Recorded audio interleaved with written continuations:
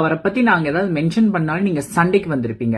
அவர் இவ்வளவு நேர்மையான மனுஷன் தெரியுமா, அவர் எவ்வளவு நல்ல மனுஷன் தெரியுமா, அவர் இன்னும் தனிச்சு வாழ்ந்துட்டு நீங்க போய் அவர் பெட்ரூம்ல கேமரா போட்டு பாத்தீங்களா?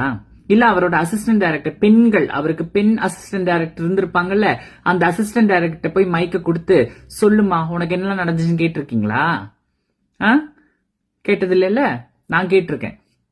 அந்த அசிஸ்டன்ட் டைரக்டர் அந்த பொண்ணு வாயை திறந்து பேச, நான் பேச முடியாது அந்த பொண்ணுக்காக. சரியா? அவர் என்னென்னலாம் யார் யாருக்கெல்லாம் எப்படி எப்படிலாம் பண்ணிருக்காரு, எப்படி வார்த்தைகள் பயன்படுத்துவார் ஷூட்டிங் ஸ்பாட்ல, நீங்க கேள்விப்பட்டிருக்கீங்களா? நான் கேள்விப்பட்டிருக்கேன். ஓகே, சும்மா ஒரு மேடையில தூய தமிழ்ல ஒருத்தன் பேசிட்டான், அவன் ஆம்பளைன்றதுக்காக. அவனுக்கு இத்தனைக்கு ஒரு ஆம்பளைக்கு கருப்பு தோல் இருந்து அவன் தூய தமிழ்ல பேசி மேடையில புளுத்தி மாதிரி பண்ணிட்டானா அவன் வந்து பெஸ்ட்.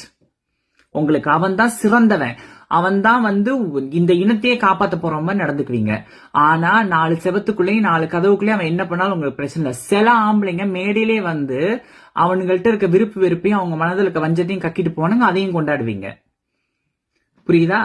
சோ அவர் மனைவிய வந்து அவர் எப்பப்பெல்லாம், அதாவது அவர் பண்ண கொடுமை தாங்க முடியாம விட்டுட்டு போன மனைவிய எப்பப்பெல்லாம் சான்ஸ் கிடைக்குமோ அப்பப்பெல்லாம் காலை உருவி கீழே தள்ளி விட்டு, அவ கெட்டவ, என்னை விட்டுட்டு போயிட்டா, என் அழகில்லேன்னு விட்டுட்டு போறவளா உங்களை வந்து காதலிச்சிருப்பாங்க.